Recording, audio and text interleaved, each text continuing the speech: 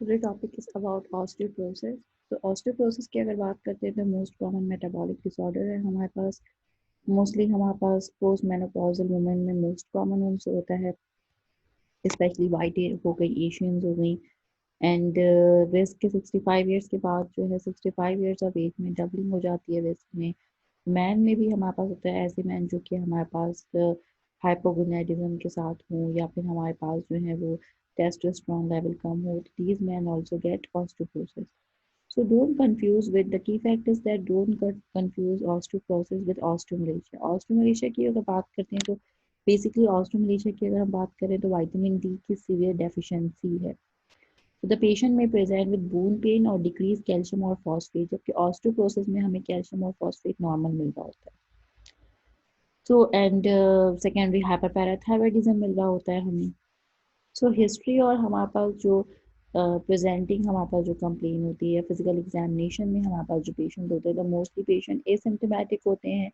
Even vertebral fracture के साथ हमारे पास ओल्ड एजेस फीमेल्स पे प्रेजेंट होती हैं, काइफोसिस होती हैं जिसमें उनकी अपवर्ड जो होते हैं वो कर्वेचर ऑफ द जो है वो स्पाइन जो है वो गिब्बस फॉर्मेशन टाइप की बन रही होती है हमें, या जिसको हम कोब भी कह रहे होते हैं।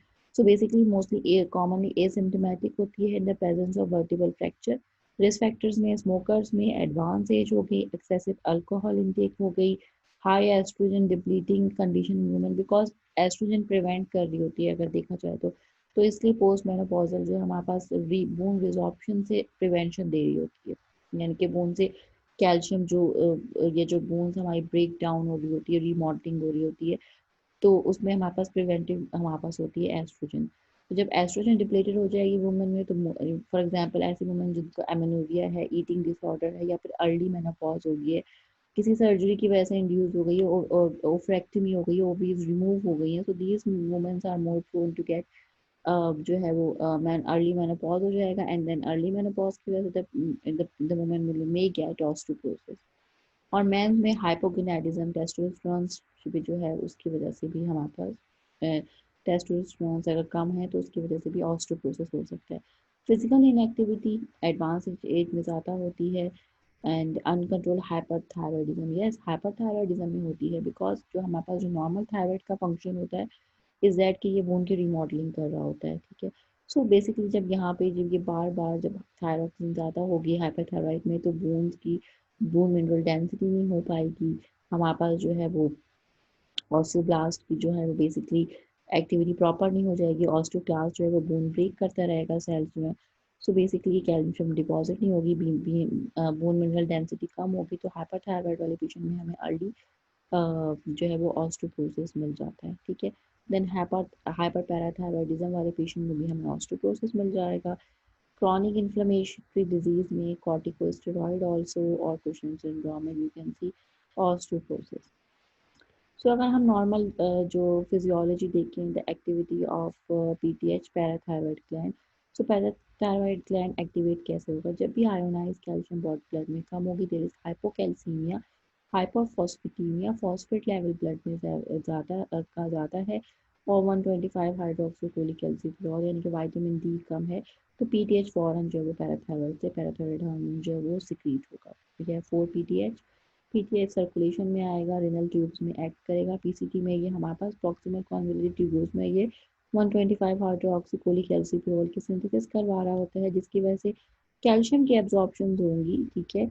विटामिन डी जो है हमारे पास इंटेस्टाइन में कैल्शियम की एब्जॉर्प्शन करवाता है, ठीक है। एंड देन यहाँ पर ये जो है ये पीसीटी में भी कैल्शियम की एब्जॉर्प्शन करवाएगा, एंड देन हमारे पास फॉस्फेट की एक्सक्रीशन करवाएगा, ब्लड में हाइपोफॉस्फेटीमिया करवाएगा।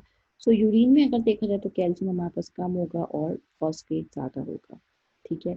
एंड देन अगर देखा जाए तो हमारे पास जो है वो विटामिन डी जो है वो 125 हाइड्रोक्सीकोलिकैल्सिफेरॉल क्योंकि 1 अल्फा हाइड्रोक्सिलेज को ये एक्टिवेट करवाता है, जो कि active form of vitamin D की एक्टिव फॉर्म करवाती है, जो कि बोन में अगर रिलीज होगी तो बोन में कैल्शियम एंड प्लस फॉस्फेट की एब्जॉर्प्शन करवाएगी, बोन मिनरल डेंसिटी मेंटेन करेगी।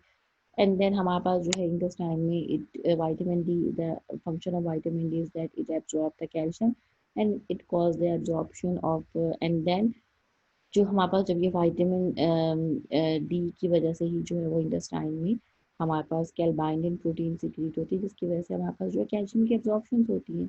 सो बेसिकली कैल्शियम और फॉस्फेट, कैल्शियम बढ़ जाएगा एंड फॉस्फेट भी बढ़ जाएगा विटामिन डी का एक्शन। एंड अगर पैराथायरॉयड का एक्शन देखा जाए तो कैल्शियम इंक्रीज करवाएगा एंड फॉस्फेट डिक्रीज करवाएगा।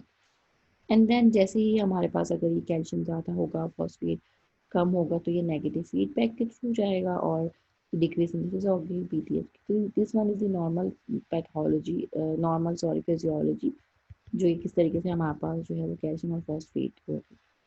तो हमारे पास अगर जो पेशेंट्स हैं उनमें हमारे पास याद रखिएगा, तो पेशेंट्स में हमारे पास लैब नॉर्मल होगी, calcium and phosphate levels normal होंगे। ठीक है, एग्जामिनेशन में हमें जो है वो हिप फ्रैक्चर मिल सकता है, वर्टिब्रल कंप्रेशन फ्रैक्चर्स होते हैं डिफरेंट टाइप्स के, डिफरेंट वर्टिब्रास में लॉस ऑफ हाइट होगी, काइफोसिस हमें मिलेगी, डिस्टल रेडियल फ्रैक्चर्स हो सकते हैं। Distal radial fracture Colles fracture is very common. Post menopausal womens में history of fall from out stretch hand, so most important Colles fracture हमारे पास मिल रहा होता है, जो कि बहुत मिनिमम ट्रॉमा की वजह से होता है। सो डायग्नोसिस हम जो लगा रहे होते हैं would be by DEXA scan, dual energy X ray absorptiometry. Recommended है स्क्रीनिंग की ऐसी फीमेल्स जो कि more than 65 years of age है, मैन जो है more than 70 years of age है। So DEXA is recommended in these women and males. And इसके बाद हमारे पास जो है वो है we have a score system जिसमें हमारे पास BMD जो है वो टी स्कोर होता है, जो कि 2.5 standard deviation is less than normal होता है। Osteopenia T score between 1 and 2.5 standard deviation below normal. Lab test में देखा जाए तो look for secondary cause by measuring the calcium phosphate, PTH हम मेजर करेंगे।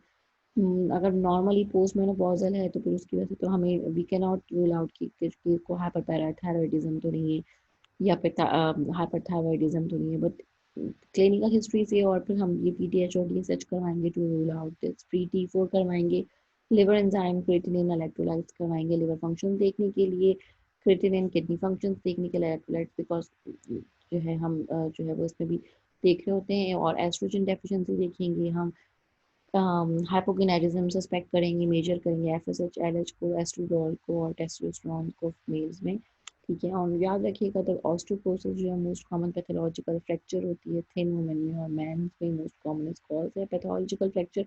Already bone pathological fracture mostly जो already bone जो है हमारे पास जो है वो एबनॉर्मल है, मीन्स ये कि BMD कम है, वीकेंड बोन में हमारे पास फ्रैक्चर हो रहा है, तो this type of fracture is known as pathological fracture. Treatment में life style modification is very important, educate calcium and vitamin D intake supplement देंगे, प्रिवेंशन के लिए स्मोकिंग करता है सजेशन करवाएंगे, अल्कोहल हैवी कंजप्शन अल्कोहल को कम करवाएंगे, एंड इसके अलावा वेट बियरिंग एक्सरसाइज करवाएंगे हम। एंड इनिशियल ट्रीटमेंट में हमारे पास बिस्फॉस्फोनेट भी दे रहे होते हैं। बेसिकली बिस्फॉस्फोनेट हमारे पास ऑस्टियोक्लास्ट की एक्टिविटी को कम करवाता है, तो ऑब्वियसली जब ऑस्टियोक्लास्ट की एक्टिविटी कम होगी तो देयर विल बी नो जो बोन रिजॉर्प्शन है जिसमें हमारे पास बोन ब्रेक डाउन हो रही है, कैल्शियम निकल रहा है, तो वो फिर कम हो जाएंगी। And it is use in the treatment of osteoporosis not osteopenia. ठीक है, अदर मतलब सेल्स अगर काउंट कम है हमारे पास तो उसके लिए ट्रीटमेंट ले, लेकिन ऑस्टियोपोरोसिस के लिए ये जो है हमारे पास ट्रीटमेंट हो रहा होता है। अदर ड्रग्स में हमारे पास टेलीप्रोटाइड है, PTH एनालॉग है, denosumab clonal antibody to RANK L है, सेलेक्टिव एस्ट्रोजन रिसेप्टर्स मॉड्यूलेटर है, रिलॉक्सिफिन हम दे रहे होते हैं। पोस्ट मेनोपॉजल्स में हम दे रहे होते हैं, एस्ट्रोजन की कमी जिनमें होती है उस पर दे रहे होते हैं। एंड याद रखिएगा कि अगर हम बिस्फॉस्फोनेट दे रहे हैं तो बिस्फॉस्फोनेट जो है हमारे पास ओरल जो है एसोफेजाइटिस इन्फ्लेमेशन ऑफ एसोफेगस करवा सकती है, एसोफेगस के अल्सर्स करवा सकती है। एंड कॉम्प्लिकेशन ऑफ अगर ऑस्टियोपोरोसिस के देखा जाए तो फ्रैक्चर के साथ पेशेंट प्रेजेंट होता है, लो मिनरल बोन डेंसिटी के साथ होता है। इसके अलावा जो हमारे पास है 50% मॉर्टेलिटी होती है ये हमारे पास इन पेशेंट्स की, यानी कि मोस्टली हमारे पास ओल्ड एजेस वाले पेशेंट होते हैं हिप फ्रैक्चर के साथ आ रहे हैं।